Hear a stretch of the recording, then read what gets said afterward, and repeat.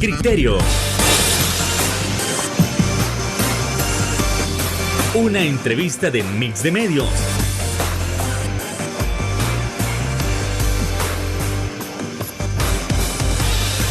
Que aborda frontalmente los problemas de El Salvador con los verdaderos protagonistas y plantea soluciones.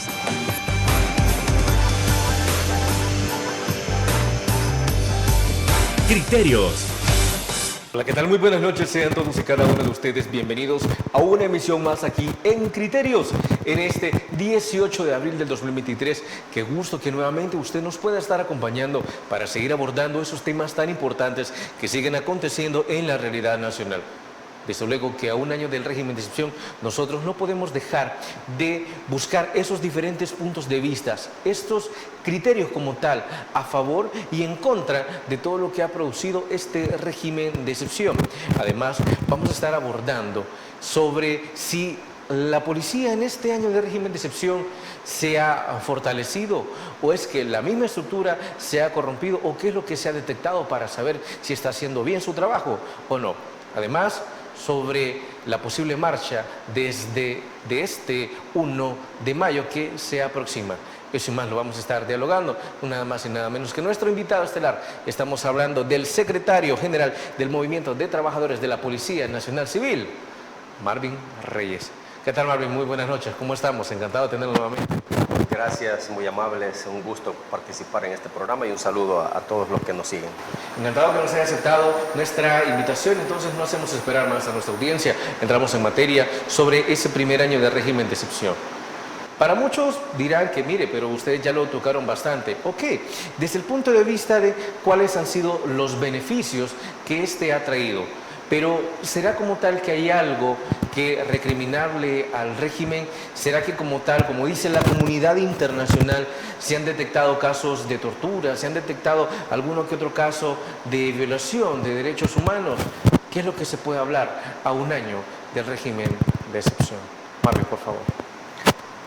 Estamos en una situación sumamente extrema, ¿verdad? La cual ha durado más de un año, Sí. El régimen de excepción. Para muchos, la solución a sus problemas de inseguridad. Para otros, ha sido el infierno, porque han sido encarcelados siendo inocentes. Cuando nosotros revisamos y escaneamos todos los meses que ha durado el régimen de excepción, habrá que ver diferentes puntos. En primer lugar, las pandillas como tales en los territorios ya no existen. La estructura que se tenía antes del palabrero, del gatillero, el financiero, ¿verdad? ¿Ha desaparecido? Ha desaparecido. Ya la estructura como tal en los territorios no existe. Lo que ha quedado son grupos pequeños, células de pandilleros que se andan escondiendo todavía en el entramado social, aprovechando que algunos de ellos no tienen tatuajes, y otros que se han ido a refugiar a zonas, digamos, de difícil acceso, zonas rurales. Hemos tenido enfrentamientos de policías de élite, ¿verdad?, de la STO, la sección táctica operativa, que andan mayormente en esas zonas rurales buscando, rastreando la ubicación de estos sujetos que han creado especies de campamentos, ¿verdad? Y se han enfrentado a balazos, han muerto algunos de ellos y otros han sido capturados y el resto han huido, ¿verdad? Todavía siguen por ahí.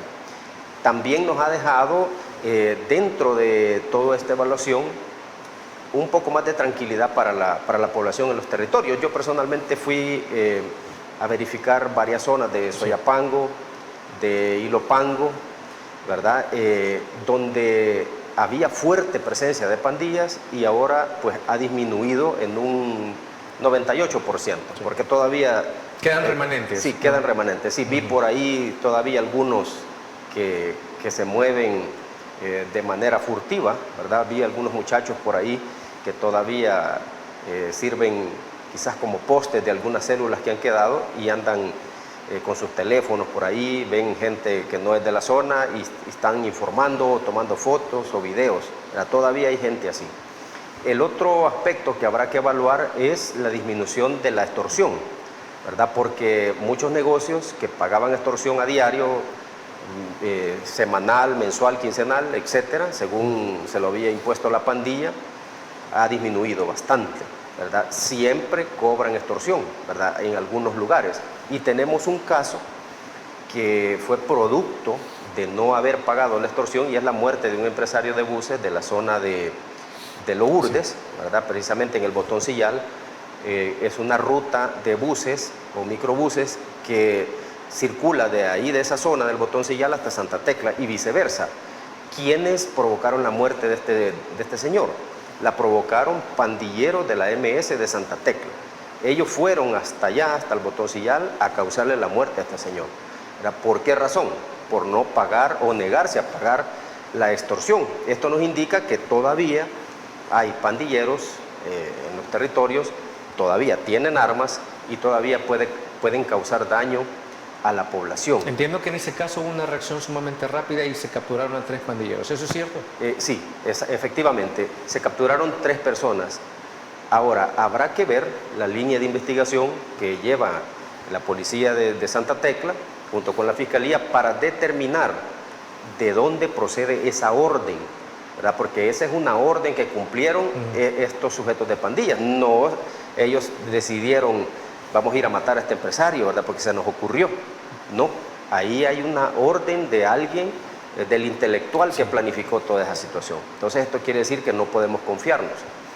Esto podemos nosotros compararlo, podemos hacer una figura de un médico prominente que va a hacer una operación para salvarle la vida a un paciente. Lo opera y es un éxito la operación, le salva la vida. Pero después viene otra etapa, que es la más crítica, es la etapa de recuperación. Si en esta etapa de recuperación el paciente desarrolla una infección, reacciona de manera contraria a los medicamentos, se le complica la operación y muere, la operación exitosa de este médico prominente, hasta galardonado internacionalmente, habrá sido en vano. Estamos en ese periodo nosotros, estamos en el periodo de recuperación, que es importante ver todos los síntomas que se están dando después de un año del régimen de excepción. Digamos que la aplicación del régimen es la operación, ¿verdad? Delicada y que se ha llevado a cabo a gran escala. Pero hoy viene la etapa más peligrosa, donde nuestro país puede descomponerse, ¿verdad? Y puede... ¿Socialmente? Socialmente, claro. Las pandillas pueden reagruparse o surgir otros grupos de delincuentes. ¿Existe la posibilidad? Existe la posibilidad, claro. ¿Por qué razón? En los territorios ha quedado ese remanente de pandillas que pueden fortalecerse, reclutando jóvenes, ¿verdad? Porque no hay programas de prevención para los jóvenes, eso hay que decirlo. La represión ha sido muy buena, se ha minimizado el fenómeno de las pandillas, pero no se está trabajando en la prevención de los jóvenes. ¿No puede ser considerado como único elemento disuasorio para que no existan más pandillas? Exactamente, tiene que existir la parte de prevención. Eso es vital para que los jóvenes que han quedado en estas zonas asediadas por pandillas no se vuelvan presa fácil de los que han quedado. Ese es el primer punto. El segundo punto es los hijos de los pandilleros que han quedado ahí en los territorios. Hablamos de niños de 10, 12, 13 años. Estos niños miran a sus padres pandilleros como sus referentes, ¿verdad? Porque ellos han vivido en ese ambiente de violencia. Para ellos, sus papás son sus héroes, pues, sí, ¿verdad? Aunque sean delincuentes. ¿Y quién metió preso al papá o a la mamá? Lo metió preso la policía, lo metió preso el gobierno. Es decir, ¿es posible que se cree un sentimiento de revancha contra el Estado? Correcto. Estos niños o jóvenes, ya cuando tengan más edad, pueden buscar venganza. ¿Y contra quién van a arremeter? ¿Contra el policía o contra el soldado que anda en los territorios, que es el que está más cercano a hacerle daño? Por eso es que no podemos descuidarnos en esta etapa más delicada después de un año del régimen de excepción, que es la más peligrosa y es donde se tiene que poner mayor énfasis para que no haya un rebrote de la estructura de la pandilla, ni tampoco se fortalezca, ni surjan otros focos de peligrosidad como los que estamos analizando. No es otra de las fallas que tuvo, digamos, en su momento el plan mano dura y el plan super mano dura, que a cualquiera lo agarraban y de repente existía ese sentimiento de revancha. ¿No es otra vez ese error que están haciendo en este régimen?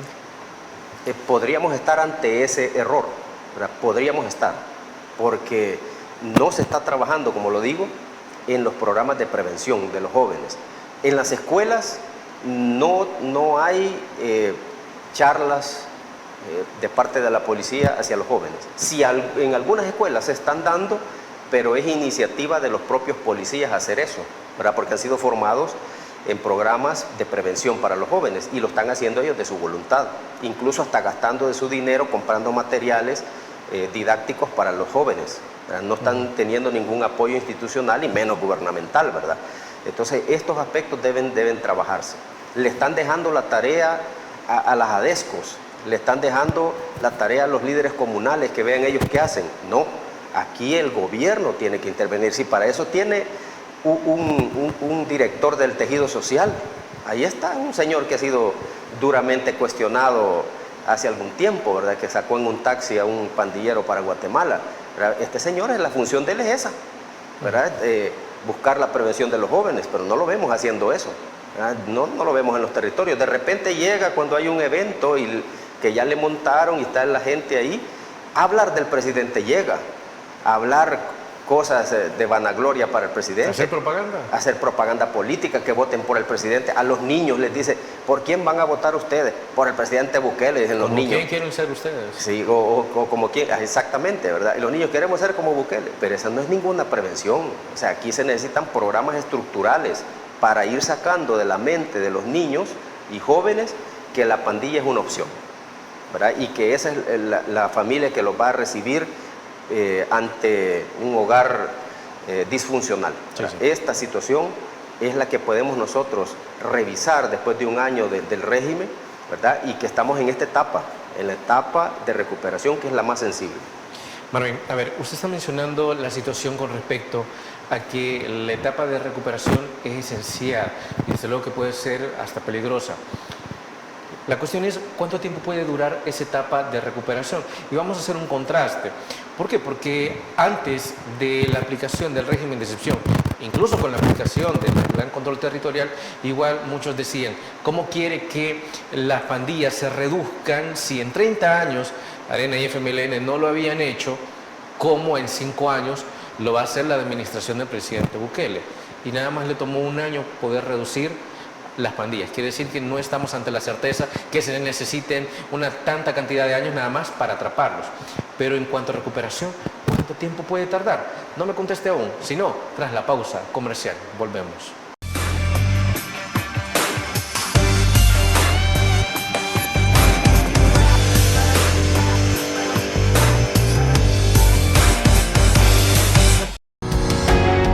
Samvar, una empresa que cree en la sostenibilidad ecológica y en la cultura de productos biodegradables en El Salvador, decididos a proveer las mejores soluciones en limpieza, porque cuidar el medio ambiente es tarea de todos.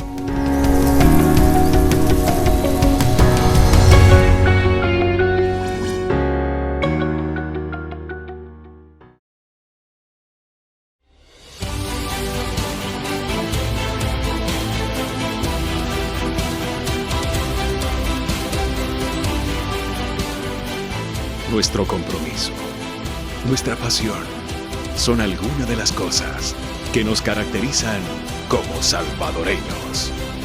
Farmacia La Buena, la farmacia de todos.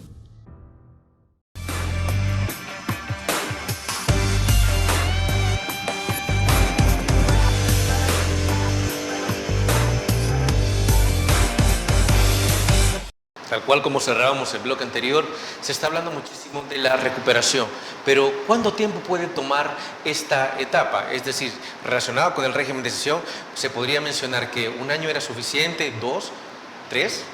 ¿O es que esto puede durar, como muchos dicen, hasta más de una década?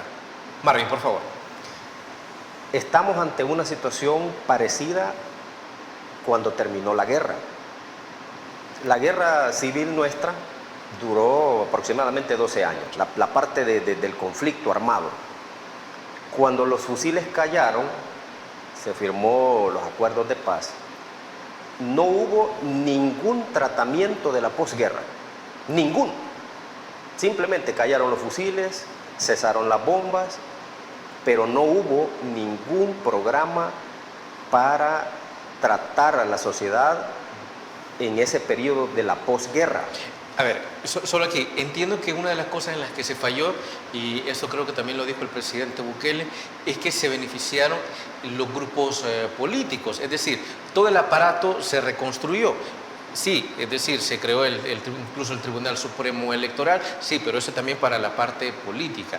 Incluso se creaba en ese entonces el Foro de Inclusión Económica y Social, un foro, según entiendo, que nunca se realizó porque nunca hubo acuerdo de las partes, que era precisamente para el beneficio de la ciudadanía, que jamás lo recibió. ¿Es así? Exactamente. Y ese fallo que hubo después de los acuerdos de paz, después del cese de la guerra, produjo una sociedad sumamente violenta, sumamente conflictiva, que resuelve los problemas a golpes, a balazos, a insultos. En 12 años solo eso aprendieron, que el problema así se resolvía. Ahora traemos el escenario a lo actual. Un año del régimen de excepción ha provocado que la gran mayoría de pandilleros estén presos. No se ha resuelto el problema de las pandillas. Lo que se ha hecho es confinarlas o contenerlas en los penales. Y el resto, la sociedad, en este momento, necesita esos programas que no se realizaron en aquel momento de la guerra. O sea, estamos extrapolando situaciones similares, ¿verdad? Que después de un conflicto fuerte, ¿verdad? Porque la gente ha sufrido ataques de las pandillas, homicidios, lesiones, violaciones, expulsión de sus hogares de manera violenta, le quitaban sus casas, le daban 24 horas para que se fuera si no lo mataban. Entonces se ha vivido una especie de conflicto social de grandes proporciones, porque esto a nivel nacional. Ahora que ya hay más tranquilidad, que ya la gente puede salir de los territorios y todo, ¿verdad? Ya el que vivía en una zona MS ya puede ir a la zona 18 y no hay problema, ¿verdad? No hay nadie que lo vaya a matar ahí. Es donde se requiere que no se cometa el mismo error de este periodo después de la guerra, ¿verdad? Donde no se le dio un tratamiento de la posguerra y se generó todo este problema que estamos padeciendo hoy. El gobierno tiene ese gran compromiso y tienen que verlo, o sea, ellos tienen que tener esa visión. No creo yo que no se hayan dado cuenta, pues si ellos se presentan como las lumbreras del universo, ¿verdad? Se extingue el sol y los van a clavar a ellos en el cielo para que alumbren a todo el país. Entonces, ellos ya tendrían que haber visto esto, ya tendrían que haberlo previsto, ¿verdad? Esperemos nosotros que así sea, para el bien de todo el país. Hay muchos que consideran en su momento, cuando el presidente comienza a aplicar la idea de la destrucción de las lápidas alusivas a los símbolos de las pandillas, no era una prevención. ¿Está de acuerdo o no en que esto sí puede reducir la cultura pandilleril en el país? Por supuesto, sí. Hay muchos que lo criticaron, ¿verdad? Que dijeron, no, que este es un show demasiado exagerado. Pero es que ¿cómo va a profanar un lugar tan sagrado, entre comillas? Sí, pero los pandilleros, ellos tienen simbolismos. Sí, claro. Sí, tienen simbolismo. Y el hecho de que haya una lápida con las letras de ellos o con los números de ellos, eso manda un mensaje. ¿Por qué marcan ellos las paredes? ¿Por qué marcan con sus letras y con sus números las paredes? Porque lo que están diciendo es, este territorio es mío, ¿verdad? Este territorio es mío y aquí mando yo. Entonces hay que mandarles el mensaje de que ellos no mandan, ¿verdad? Ellos no han comprado ninguna calle, ninguna colonia, ningún barrio, nada. Ellos no han comprado nada. Y si las pandillas fueran tan necesarias para nuestro país, como alguien lo dijo por ahí, ¿qué es lo que han producido? ¿Han puesto alguna empresa? ¿Han dado trabajo? ¿Han construido alguna escuela? Que de hecho, algunos de ellos pusieron empresas a base de la extorsión que recolectaban. Sí, pero ese es un método de lavar dinero. Y hasta luego. Sí, pero digamos, ¿qué beneficios le han traído al país? Nada. Entonces, ¿qué necesarias van a hacer? Ahora, el punto es que durante este régimen de excepción hace falta más acciones, pero tienen que ser más finas, ¿verdad? Aquí se tiene que trabajar con escalpelo y buscar aquellos aspectos que no se han trabajado, por ejemplo el de la prevención, trabajar con la sociedad también, ¿verdad? Porque todavía hay mucho odio, hay demasiado odio en la sociedad. La sociedad salvadoreña tiene que dar un cambio, tiene que dar un salto a una sociedad con una convivencia armónica, que no resuelva las cosas a golpes. Ahí vemos nosotros, por un accidente de tránsito, se lían a golpes a media calle, y hoy como los teléfonos están potentes, ¿verdad? Sí. Sus cámaras y todo, los graban, los suben a las redes y después ahí están apareciendo ya esposados, ¿verdad? O disculpándose públicamente. Dándose la mano, como Sí, estos últimos días. Exactamente, pero eso no debe pasar. O sea, ¿por qué resolver las cosas a golpe? ¿Por qué resolver las cosas a balazos si esa no es ninguna solución para nadie, ¿verdad? Los conflictos se resuelven mediante el diálogo. Y aquí entra el Ministerio de Educación. ¿Por qué no aplican el eje transversal de habilidades para la vida y resolución de problemas? La OMS tiene esa línea de estas habilidades sociales para ser aplicadas en las escuelas. Hablando de salud mental. Exactamente, para que el niño desde muy temprana edad entienda que él tiene habilidades sociales y que puede resolver los problemas con el diálogo, entendiendo a los demás. Pero en el Ministerio de Educación no vemos eso. Esa es parte de la prevención.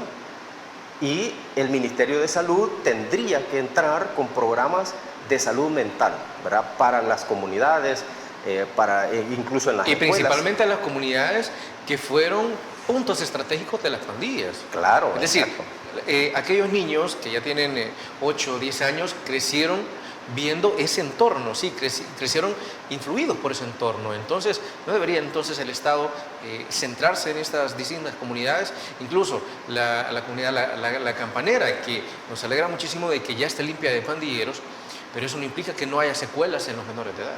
Claro, por supuesto. Y también evaluar todos aquellos casos que están siendo denunciados, ¿verdad? Porque esto incluso hablaría muy bien del gobierno si se creara una comisión multidisciplinaria para revisar todos aquellos casos que están denunciando de capturas arbitrarias, ¿verdad? De detenciones de personas que no tienen que ver con pandillas, líderes sindicales, profesores, trabajadores de la salud. Los han ido a sacar de sus trabajos y los han metido presos, pescadores.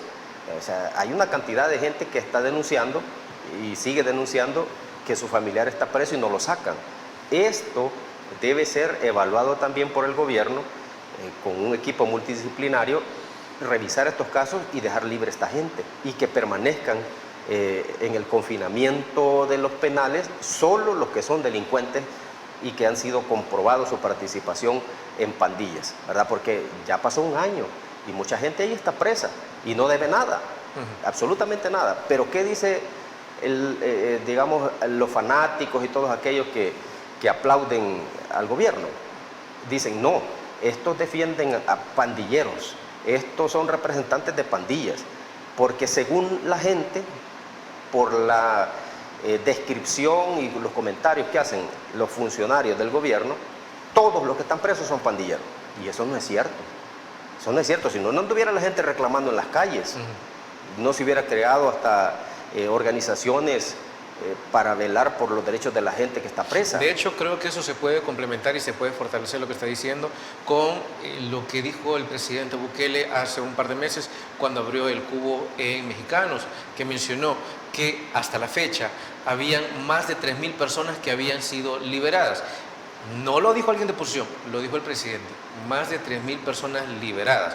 Dijo que para eso está el aparato de justicia, porque dijo que si todos asumieran que automáticamente todo el que capturan es culpable, pues no habría necesidad de ningún aparato judicial. Entonces que habían liberado a más de 3.000 personas, pero que esto se había dado por situaciones de la Policía Nacional Civil, porque dijo que en todas las policías del mundo siempre habían errores y que todas eran así. ¿Cómo se puede responder a esto? Sí, lo que pasa es que eso es no asumir su responsabilidad y ser hipócrita hasta cierto punto de vista. ¿Por qué? Porque yo le estoy justificando que una de mis instituciones, yo como presidente, una de mis instituciones es la que ha cometido el error, ¿verdad? Y yo me estoy limpiando las manos tipo Pilato, ¿verdad? me lavo las manos y yo no tengo culpa, es la policía. Es decir, sí han habido inocentes, pero no es culpa mía, es de la policía. Exactamente. ¿Y qué va a pasar con estos policías que han cometido esos errores? Más bien no son errores, sino circunstancias que los llevaron a detener personas que no tienen nada que ver con pandillas. Van a ser denunciados. Van a ser denunciados y van a tener que responder por esas detenciones arbitrarias, ¿verdad? Nosotros tenemos que decirlo, lamentablemente, ¿verdad? Y tampoco es que los vamos a dejar solos, ¿verdad? Como movimiento de trabajadores de la policía, por supuesto que los vamos a apoyar con el respaldo jurídico en su momento, ¿verdad? Porque muchos de esos compañeros que procedieron a detener personas que no tenían nada que ver con pandillas es orden que recibieron de los jefes. Ok. Vamos a ese análisis sobre si la policía en este año de régimen de excepción se ha fortalecido o se ha debilitado, o si hay casos en que los han obligado a hacer algo que realmente no estaba permitido. Volvemos.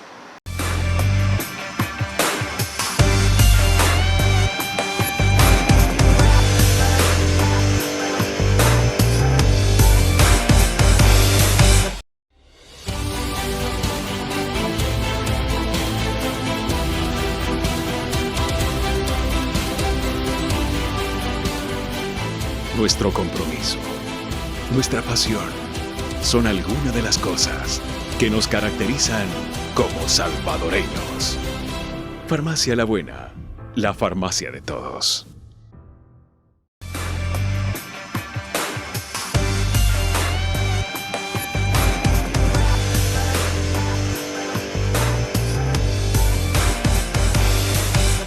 Sí, así es. Ha pasado un año de régimen de excepción y no es posible seguir analizando si no vemos el trabajo de las distintas instituciones, si se han fortalecido, si se han debilitado, o es que hay casos sumamente delicados que hay que analizar. En este caso, la Policía Nacional Civil se puede especificar que ha habido una buena coordinación, ha trabajado de manera transparente, o como se dijo en su momento el año pasado, que cada delegación tenía la obligación de una cuota de al menos 6 detenidos al día. ¿Eso se sigue dando a la fecha? ¿Se ha disminuido? ¿Se está tratando? ¿O también hay agentes que se han metido en problemas o los están acusando por el hecho de haber seguido órdenes de sus superiores? Marvin Reyes, por favor. Durante todo este año que hemos vivido en el régimen de excepción, hemos podido nosotros registrar diferentes casos, digamos, de sobresaturación laboral del personal policial. Cuando el régimen comenzó, los policías pasaron 20 días sin salir, o sea, sin descanso. Esos 20 días causaron un nivel más de estrés policial, que es un fenómeno que sufren todos los policías de cualquier parte del mundo. El estrés policial está catalogado por expertos en psicología como aquel desgaste físico y anímico propio de la función policial. De no poder ver a sus familias, de no poder salir del mismo recinto, de andar día y noche uniformado. Exactamente, y bajo la exigencia de capturar la mayor cantidad de pandilleros que se pudieran, ¿verdad? Que era la cuota que se les había establecido, según estaban diciendo, que a cada uno se le había impuesto 6 capturados por día. Exactamente, y digamos por región, por delegación, iba dividiéndose la cantidad de detenidos hasta llegar a la unidad más pequeña que tiene la policía, que son las patrullas, ¿verdad? En las que andan en los territorios. Esto generó un desgaste físico y anímico en el personal, ¿verdad? Que le está pasando factura. Ya después de un año el policía está cansado. Aparte de eso, el policía ha tenido que recurrir a poner de su dinero, ¿verdad?, para comprar algunos insumos que necesita para trabajar. Por ejemplo, las áreas de investigaciones, que han sido las más impactadas por este régimen, ¿verdad?, por el volumen de detenidos, por el volumen de diligencias, han quedado sin copias, ¿verdad? En algunos lugares, por ejemplo, la delegación de San Vicente, el Departamento de Investigaciones, se quedó sin tóner, sin tinta durante meses. Se quedó sin recursos. Se quedó sin recursos y no se los repusieron. Entonces el personal tenía que reunir dinero para comprar tóner, para comprar la tinta, para comprar papel, ¿verdad? Los compañeros que están en reo presente, que son los que reciben el detenido, le hacen las diligencias, ellos lo que han optado es pasar comprando la resma de papel en la librería y llevarla, ¿verdad? Para hacer su turno, cosa que no debería ser así. Otros sacando copias en lugares particulares, ¿verdad? En librerías, en cibercafés, etcétera, en centros de copias. Los casos de investigación, o sea, eso no es correcto. Aparte de eso, ha tenido también desgaste los vehículos, ¿verdad? Los vehículos policiales, hay un déficit bastante alto en cuanto al mantenimiento de vehículos. En las reparaciones, me atrevo a decir, ¿quién las tiene que hacer las reparaciones? ¿El Estado o es que los mismos policías han tenido que también ponerle su dinero para repararlos? Han tenido que bolsearse, como se dice, para comprar repuestos, para comprar filtros de aceite, etcétera. Las unidades policiales, digamos, el inmueble donde funciona una subdelegación o puesto policial, siguen en pésimas condiciones, no han reparado en que los policías están en condiciones todavía indignas, ¿verdad? Eso no se ha podido corregir y se ha agudizado con esta exigencia del régimen de excepción, porque aquí al policía se le llama héroe, ¿verdad? Se le dice es un patriota, ¿verdad? Bonitas son las palabras. Pues usted va a ver en qué condiciones están los héroes. Exactamente, vayan a ver cómo tienen a los héroes. Y mucha gente dice, no, si el policía hoy está bien, está súper bien hoy con Bukele, está mejor que nunca. Mentira. Nosotros no tenemos por qué venir a decir cosas que no son, ¿verdad? El policía sigue ganando lo mismo que en el año 2007, $424.77. Si hoy lo que recibe adicional son bonos que no van al salario. Y ahí tenemos el gran problema hoy que promovieron la ley esta de retiro forzoso el año pasado, el 11 de mayo. ¿Con cuánto dinero, con cuánto se retiraron los policías? Se retiraron con una compensación económica basada en el último salario devengado. ¿Y cuánto es lo que gana el policía después de 30 años? $575. Ahí no hay tales de bonos ni nada que se lo sumen para que le incremente el salario. Entonces no es cierto, pues. El policía sigue recibiendo uniformes de mala calidad, botas de mala calidad. O sea, todo lo peorcito, démoselo a los policías. Ellos lo usan. ¿Y por qué no le dan buenas cosas a los policías? ¿Por qué no le dan buenos uniformes? ¿Por qué no le dan buenas botas? Y esas son sus herramientas de trabajo, pues. No es un disfraz, pues, de Halloween que anda el policía. Es un uniforme que representa a un servidor de la seguridad pública, un profesional en la seguridad pública. Así lo describen, ¿verdad? Jurídicamente, un agente de autoridad, dice la descripción jurídica. Entonces, como agente de autoridad, tendría que tener todo el respaldo del Estado. El policía no tendría que andar comprando papel, no tendría que andar comprando tinta, no tendría que andar pagando para que le reparen un patrulla, porque no es de él, ¿verdad? Es del Estado. Entonces, todos estos aspectos se han deteriorado mucho en este régimen de excepción. Se hablaba bastante de que el policía iba a recibir un bono adicional por el gran esfuerzo que ha hecho en este régimen, ¿verdad? Sí. Incluso en los cercos militares y policiales, que los policías pasaron mucho tiempo ahí y siguen ahí. Se habló de parte del director Arriaza Chicas que les iba a dar un bono de $150 o de $200. Pura mentira. ¿No se los ha dado? No se los han dado. Y todo ese rumor que iban a recibir un bono quedó en pura mentira. Parte de la rumorología que se esparce, ¿verdad? Para generar esperanzas o falsas esperanzas en el personal de recibir un poco más de recursos financieros. Y $200 que les dan para la comida, eso no les alcanza. Por ejemplo, ahí en Soyapango están gastando más de $10 diarios en comida, porque el policía tiene que comer los 3 tiempos, desayuno, almuerzo, cena y agua, porque la policía no le da pero ni una bolsa de agua, ¿verdad? Que sea de parte de la institución. Entonces el policía está gastando $10 diarios, ¿verdad? Por 6 días son $60, y hace 3 jornadas de 6 días, $180. Ahí se le fueron sus $200 de comida, aparte de los pasajes, el lavado de ropa. O sea, no le alcanzan $200. O sea, él invierte una buena cantidad de lo que recibe en el sustento de él mismo y para viajar. Entonces, no es que esté mejor. El policía necesita mucho más. No podemos conformarnos nosotros con eso. Por eso es que el movimiento tiene como objetivo que el policía tenga un salario de $1,000. Ese es el salario justo para el policía. El agente debe ganar $1,000, ¿verdad? Porque eso le va a garantizar alejarlo de la corrupción, ¿verdad? Ese es lo primero, porque un salario de $1,000 no está a la vuelta de la esquina. No. ¿verdad? No hay salarios de $1,000 por todos lados. Si le garantizamos al policía un salario digno, él se va a alejar de la corrupción. Pero va a pensar 2 veces, 3 veces y hasta 4 veces meterse en un problema de corrupción, porque va a cuidar su trabajo, porque de ahí depende su familia y depende de él. No se le soborna tan rápido ni tan fácil. Exactamente, lo evitaríamos. Le mejoraríamos también el escalafón policial, porque el escalafón ya sería en base a $1,000.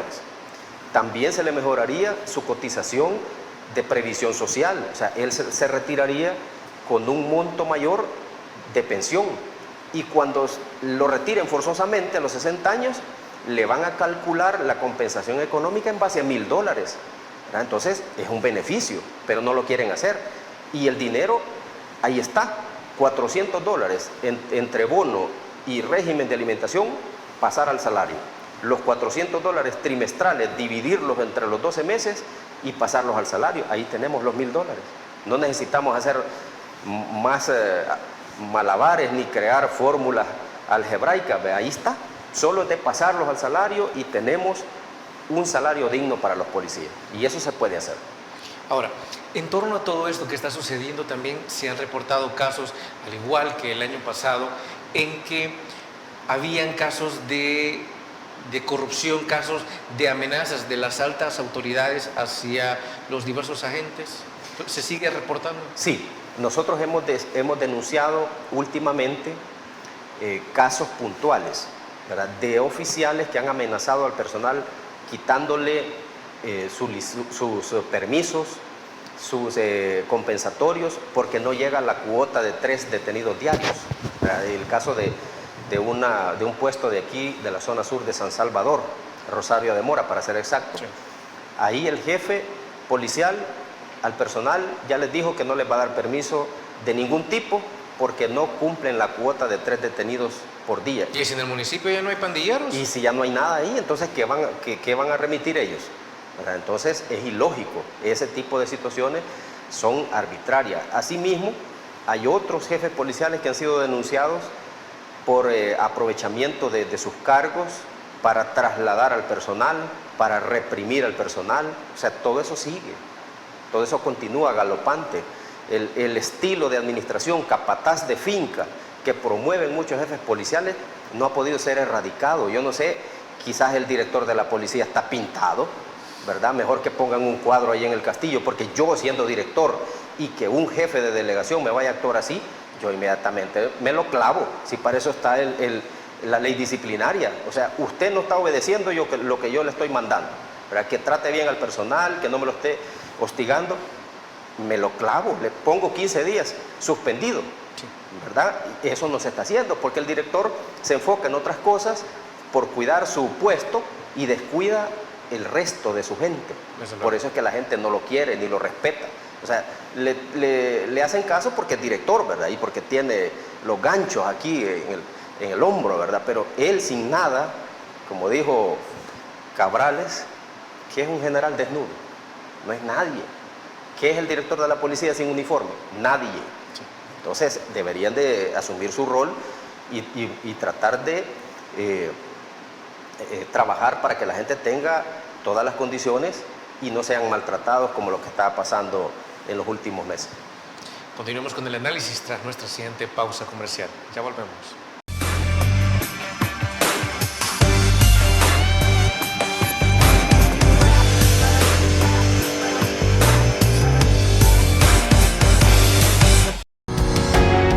Samvar, una empresa que cree en la sostenibilidad ecológica y en la cultura de productos biodegradables en El Salvador, decididos a proveer las mejores soluciones en limpieza, porque cuidar el medio ambiente es tarea de todos.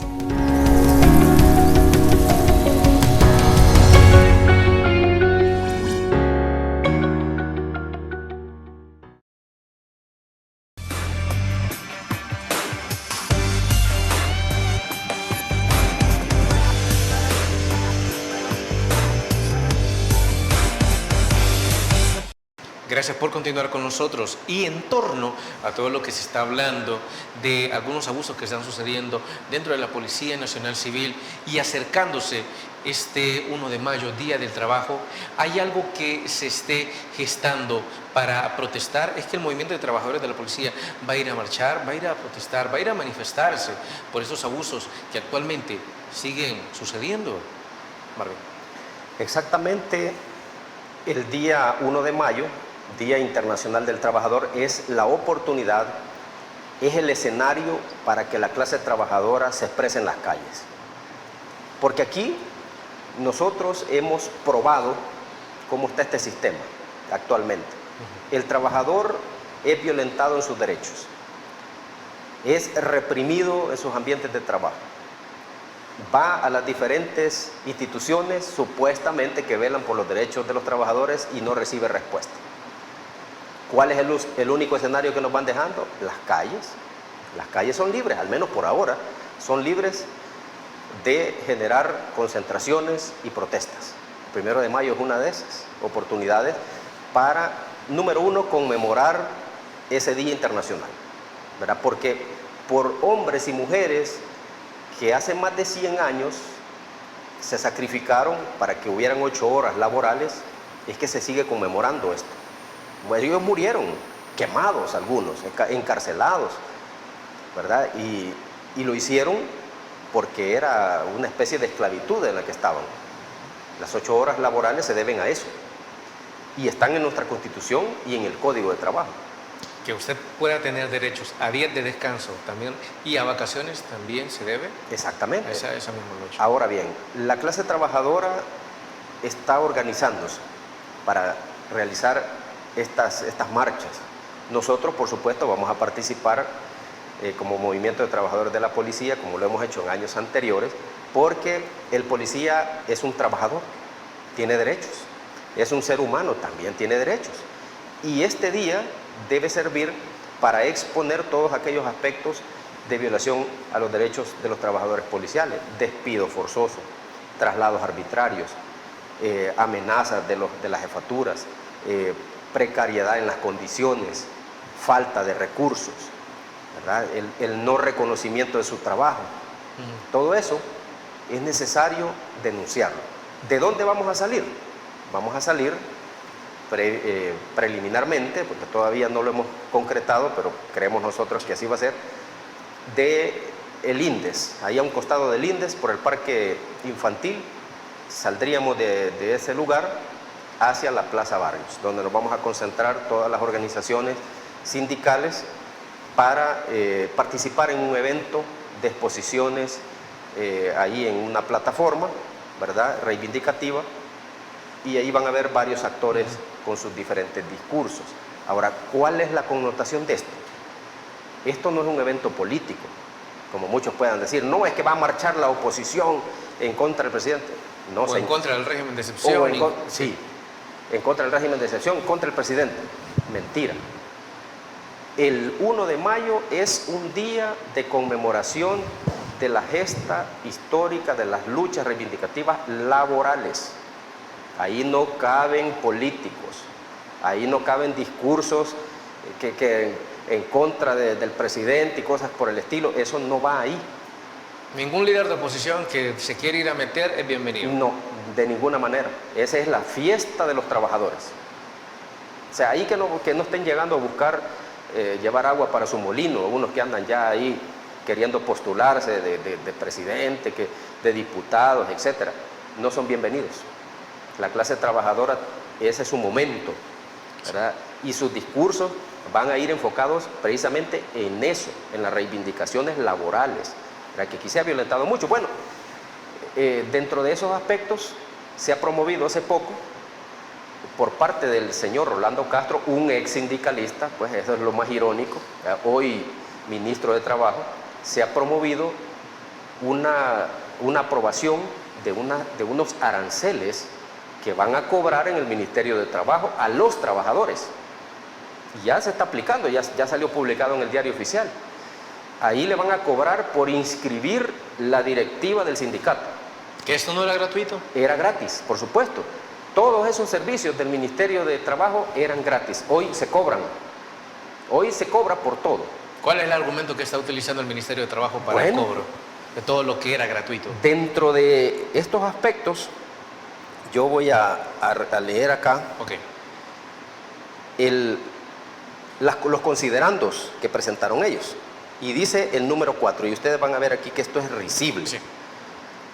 Dice el número 4, que el compromiso y la visión de garantizar la cobertura de los diferentes servicios a todos los usuarios a nivel nacional, el Ministerio de Trabajo y Previsión Social requiere contar con mayores recursos de los que actualmente se poseen. Por ello se ha determinado la necesidad de recuperar los costos que impactan económicamente a esta cartera de Estado en aquellos procedimientos que conllevan un elevado gasto de papelería y fotocopias. Imagínense.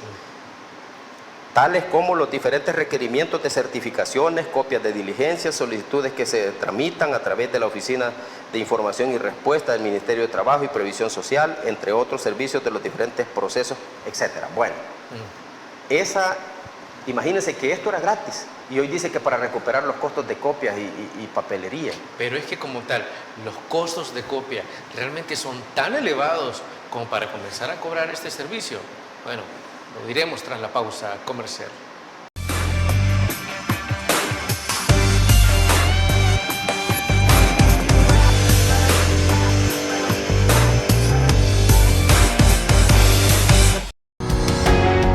Samvar, una empresa que cree en la sostenibilidad ecológica y en la cultura de productos biodegradables en El Salvador, decididos a proveer las mejores soluciones en limpieza, porque cuidar el medio ambiente es tarea de todos.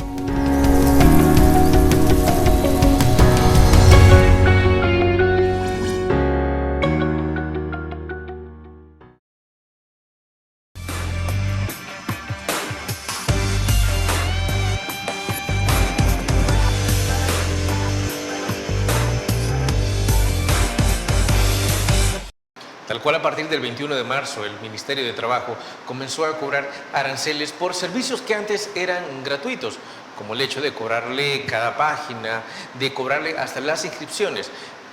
Para muchos la argumentación es que mire, nos estamos quedando sin dinero y pues es necesario tratar de recuperar algo. Aunque si bien es cierto lo que dice el presidente, el dinero alcanza cuando nadie roba. ¿Por qué pareciera que en el Ministerio de Trabajo no alcanza? Por favor, Marlon. Esto nos denota a nosotros que el gobierno está quebrado. Está quebrado. ¿No hay de dónde sacar recursos? No hay de dónde sacar recursos porque aquí hay una situación más compleja. El presidente se ha peleado con medio mundo. El Fondo Monetario Internacional ya no le da dinero. Le dijeron que quitara el Bitcoin, no lo va a quitar, es mentira. Le dijeron no le vamos a dar nada. Habían 1.500 millones de dólares que iba a soltar el FMI y le dijo no le vamos a dar ni 5 hasta que usted cambie el Bitcoin. Nos quedamos sin ese dinero. Se peleó con Estados Unidos, perdimos el Fomilenio 3 que iba a ampliar toda la carretera del litoral, ¿verdad? Se perdió. Iban a construir escuelas, institutos, etcétera, etcétera, mejorar toda la infraestructura de la zona costera, se perdió. Entonces, todo el dinero que hemos dejado de percibir impacta en los diferentes ministerios. Si nosotros recordamos en épocas pasadas, en administraciones pasadas, los servicios de salud se cobraban, decían que era cuota voluntaria, ¿verdad? Pero siempre uno iba a pasar consulta al hospital de la red pública y le cobraban. Iba a la unidad de salud, le cobraban, pero después otra administración dijo no, la salud tiene que ser gratis y se dejó de cobrar. Hoy con esto que ha hecho el Ministerio de Trabajo, más bien el Ministro de Trabajo, de promover estos aranceles cobrando servicios que eran gratis, hemos retrocedido. Hoy quizás van a inventar que se pague otra vez lo de la salud, o es como que la policía dijera, mire, le vamos a cobrar por los patrullajes, vean, vamos a ir a la colonia XYZ y por el patrullaje le vamos a cobrar ahí a la comunidad. Es ilógico, pues, si ese es un servicio del Estado que debe ser gratuito y aquí por todo le están cobrando. ¿Y cuánto gasta de papel el Ministerio de Trabajo, por ejemplo, en una inscripción de una directiva sindical? 2 hojas de papel. Porque las copias ya las lleva el interesado, ¿verdad? El sindicato interesado lleva sus copias y lleva todas las que le piden, ¿verdad? Y el Ministerio de Trabajo solo utiliza 2 hojitas de papel para recibirle la documentación y entregarle una. Si usted quiere hacer modificaciones, le van a cobrar $10. ¿Y qué es lo que le entrega el Ministerio de Trabajo? Una hoja de papel. O sea, ese es el gran gasto que tiene. O sea, lo que no aceptan es que están quebrados, ¿verdad? Si ellos dijeran sinceramente, bueno, como gobierno, estas son las cifras que tenemos, ¿verdad? Con este dinero contamos. Y esto es lo que podemos hacer. Nadie les va a decir nada, nadie los va a criticar. Es más, como salvadoreños, incluso todos podríamos colaborar al ver que el país está quebrado. Pues si nosotros no queremos que nuestro país esté en la bancarrota, ni esté en la desgracia, si nosotros vivimos aquí, al menos nosotros debemos sentirnos orgullosos de esta tierra, si nosotros le damos vida, si no es un pedazo de tierra sin ningún valor. Nosotros, los seres humanos que vivimos aquí, le damos el valor. Entonces, ¿cómo no vamos a estar, digamos, comprometidos con sacarlo adelante? Pero ellos no aceptan, que están quebrados, que se han gastado el dinero, que se lo han chiviado en el Bitcoin, ¿verdad? Millones de dólares, despilfarrando en seguridad, etcétera, etcétera, ¿verdad? Y por eso salen con esto, por eso salen con esas adefesios para cobrarle a la gente, ¿verdad? Cosas que antes no se cobraban. Marvin Reyes, ha sido un verdadero placer haberlo tenido esta noche con nosotros. Lamentablemente se nos ha terminado el tiempo, pero no queremos irnos sin antes despedirnos y agradecerle por haber traído todos sus criterios en torno a lo que está sucediendo en la Policía Nacional Civil después de un año de régimen de excepción. No, gracias a ustedes y gracias a todos los que han estado pendientes del programa, y decirles que están invitados, ¿verdad? Para el 1 de mayo, toda la clase trabajadora, vámonos para las calles y que no dejen de denunciar las injusticias, ¿verdad? Porque mientras haya injusticias, tenemos que seguir luchando. Y que desde luego no será bienvenido nadie que quiera tomar parte política de este movimiento o de este día, que es meramente para las y los trabajadores. Amigos, amigas televidentes, gracias por habernos sintonizado una vez más. Como siempre, recuerde, el criterio más importante siempre lo va a tener usted. Que descanse. Feliz noche. Criterio. Una entrevista de Mix de Medios.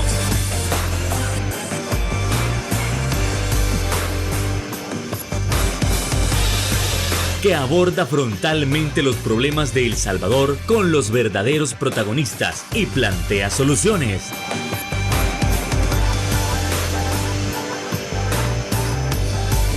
Criterios.